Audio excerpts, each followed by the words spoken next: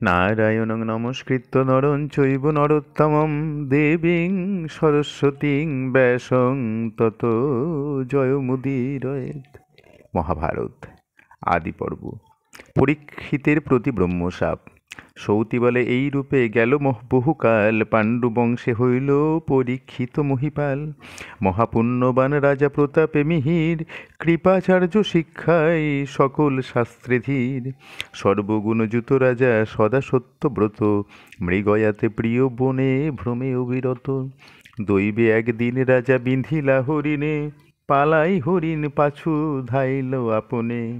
পরীক্ষিত বানে জিয়ে কাহারও জীবন, পালাইয়া গেল মৃগ দৈব নিবন্ধন। এরপর বহু বছর কেটে গেল। পাণ্ডু বংশে পরীক্ষিত নামক এক রাজার জন্মগ্রহণ করলেন। তিনি সর্বগুণ সম্পন্ন ছিলেন। তিনি মৃগয়ায় গিয়ে একদিন একটা হরিণ শিকার করেছেন, কিন্তু সে হরিণ পালিয়ে গিয়েছে। বহুদূর অরণ্যে পশিল নরবর, দেখিতে না পাই মৃগ অরণ্য ভিতর। তৃষ্ণায় আকুল বড় হয়ে পরীক্ষিত, গোচারণ স্থানে এক হইল উপনীত। উপনীত হয়ে তথা দেখিবারে পান, বৎসগণ করিতেছে গাভী দুগ্ধ পান। তাহাদের মুখশ্রিত যত ফেনা রাশি, বসিয়া করেন পান মৌনে এক ঋষি। সেই হরিণের পিছু ছুটতে ছুটতে তিনি এক সময় এক গোচারণ স্থানে চলে গেলেন। দেখলেন বৎসরা তাদের মায়ের দুধ খাচ্ছে এবং তাদের মুখ থেকে যে ফেনা বেরোচ্ছে, এক ঋষি বসে চুপচাপ সেই ফেনা খেয়ে যাচ্ছে। ঋষি বরে দেখি নৃপ করি সম্বোধন, ক্ষুধায় কাতর হয়ে করেন বচন। আমি পরীক্ষিত রাজা শুনো তপোধন, মম বিদ্ধ মৃগ এক কইল পলায়ন। কোন পথে গেল মৃগ বলে দাও মোরে, ক্ষুধাই তৃষ্ণায় ক্লান্ত হয়েছি অন্তরে। মৌনব্রতধারী মুনি না কহে বচন, ভূপতি জিজ্ঞাসা কিন্তু করে পুন পুন। সেই মুনিকে সম্বোধন করে রাজা জিজ্ঞেস করলো যে আমি এক হরিণ শিকার করেছি, সেই হরিণ তীরবিদ্ধ এদিকেই ছুটে এসছে, আপনি কি বলতে পারেন সে কোথায় আছে? মুনি মৌনব্রত ধরে আছে, রাজা তো জানে না। মৌনব্রতে আছে মুনি, রাজা নাহি জানে, উত্তর না পেয়ে রাজা ক্রুদ্ধ হইল মনে। একে তো রাজ্যের রাজা, দ্বিতীয় অতিথি, উত্তর না দিলে দুষ্ট ইহারও প্রকৃতি। এত ভাবে নৃপতি কুপিত হইল মনে, মৃত সর্প ছিল দৈবে তার সন্নিধানে। ধনু হুলে তুলি সর্প গলে জড়াইল, অশ্ব আরোহণে রাজা হস্তিনাতে গেল। রাজা একটু মনে মনে ক্রুদ্ধ হলো, একেতে আমি রাজা, তারপরে অতিথি তার দুয়ারে এসেছি, তাকে সম্বোধন করলাম, তবুও কোনো উত্তর দিল না। পাশেরই কোনো স্থানে এক মৃত সর্প পড়েছিল, তো সেটা ধনুকের হুলে তুলে নিয়ে সেই মুনির গলায় দিল, দিয়ে তিনি হস্তিনাতে চলে এলেন। ওদিকে ব্রাহ্মণের পুত্র মুনি শৃঙ্গী নাম ধরে, কৃষ্ণ নামে তার সখা বলিল তাহারে। কিবা গর্ব করো আপনারে না জানিয়া, তব বাপে রাজা দণ্ডে ঘরে দেখো গিয়া। ওই মুনির এক ছেলে ছিল শৃঙ্গী, সেই শৃঙ্গীকে তার বন্ধু গিয়ে বলছে, দেখো গা তোমার বাবাকে রাজা এসে দণ্ডিত করে দিয়ে গিয়েছে। এত শুনি গেল শৃঙ্গী দেখিবারে বাপ, গলায় দেখিল বেরিয়ে আছে মৃত সাপ। ক্রুদ্ধ হইল শৃঙ্গী যেন জ্বলন্ত অনল, রাজারে দিলে সাপ হাতে করি জল। আজি হইতে সপ্তদিনে পরীক্ষিত নৃপে, তক্ষকে দংশিবে তার মম এই সাপে। হাতে জল নিয়ে সে অভিশাপ করল, সেই পরীক্ষিত রাজাকে আজ থেকে 7 দিনের দিন তক্ষক এসে দংশন করবে। এত বলে পরীক্ষিতে দিল ব্রহ্মশাপ, পুত্রের শুনিয়া সাপ দ্বিজে হইল তাপ। এবার মুনিবর খুব কষ্ট পেয়েছে পুত্রের এই কথা শুনে। মৌন ভঙ্গে দ্বিজবর করয় বিলাপ, অজ্ঞান সন্তান তুমি কইলে মনস্তাপ। অবোধ সন্তান তুমি করিলে কি কর্ম, ক্রোধে তপ নষ্ট হয় প্রবল অধর্ম। রাজারে দিবার সাপ উচিত না হয়, রাজার প্রতাপে সব রাজ্য রক্ষা পায়। রাজাকে কেন তুমি সাপ দিয়েছ? মৌন ভঙ্গ করে সেই দ্বিজবর তার পুত্রকে বলছে। রাজার আশ্রয়ে যজ্ঞ করে দ্বিজগণ, যজ্ঞ কইলে বৃষ্টি হয় জন্মে শস্যধন। দুষ্ট দৈত্য চোর ভয়ে রাজার অবিহনে রাজ্য রক্ষা হেতু ধাতা সৃজিল রাজনে। রাজা 10 ক্ষত্রিয় সমান বেদে বলে, হেন নৃপে সাপ দিয়া কুকর্ম করিলে। অন্য হেন রাজা নহে রাজা পরীক্ষিত, পিতামহ সম রাজা স্বধর্মে পণ্ডিত।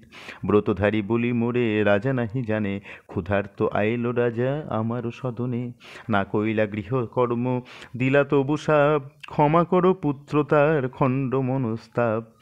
মুনি বলছে, হে পুত্র, তুমি এ কি কাজ করেছ? উনি রাজা পরীক্ষিত, সর্বগুণ সম্পন্ন রাজা। এত বড় শাপ দেওয়া তাকে উচিত হয়নি। সে আমার ঘরে এলো, গৃহকর্ম তো কোনো কিছুই করতে পারলাম না, শুধু তাকে তুমি শাপই দিয়ে দিলে। এত বলে শৃঙ্গী বাপেরে গোচরে, যে কথা বলিলা পিতা নাহি খণ্ডিবারে। সহজ বচন মম খণ্ডন না হয়, যে শাপ দিলাম ইহা খণ্ডিবার নয়। এত শুনে মুনিবর হইল চিন্তিত, নিশ্চয় জানিল শাপ না হবে খণ্ডিত। গৌরমুখ নামে শিষ্য আনিল ডাকিয়া, পাঠাইল নৃপস্থানে সকল কহিয়া। আজ্ঞা পেয়ে গেল শিষ্য হস্তিনানগর, প্রবেশ করিল গিয়া যথা নৃপবর।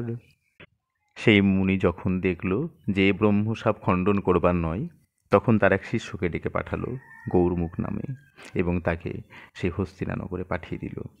ব্রাহ্মণে দেখিয়া রাজা পাদ্য অর্ঘ্য দিল, কোথা হইতে আগমন বলে জিজ্ঞাসিল। ব্রাহ্মণ বলিল, রাজা শুনো সাবধানে, মৃগয়া কারণে তুমি গিয়াছিলা বনে। যে দ্বিজের গলে জড়াইলে মৃত সাপ, অজ্ঞান তাহার পুত্র ক্রোধে দিল সাপ। পুত্র সাপ দিল তাহা পিতা নাহি জানে, সে কারণে আমা পাঠাইল তব স্থানে।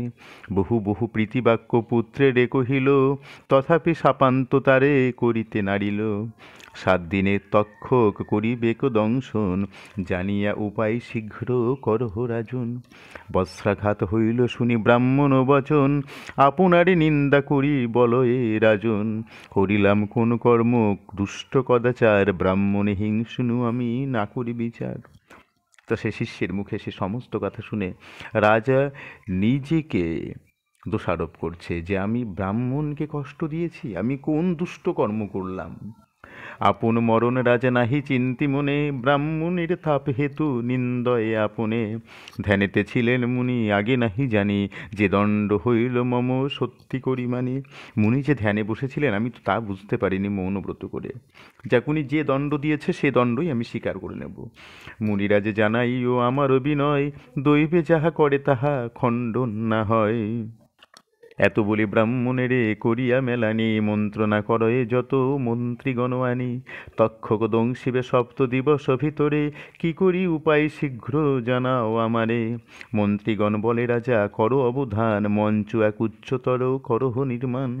উচ্চ এক স্তম্ভে মঞ্চ করিল রচন, চতুর্দিকে জাগিয়া রহিল গুণীগণ।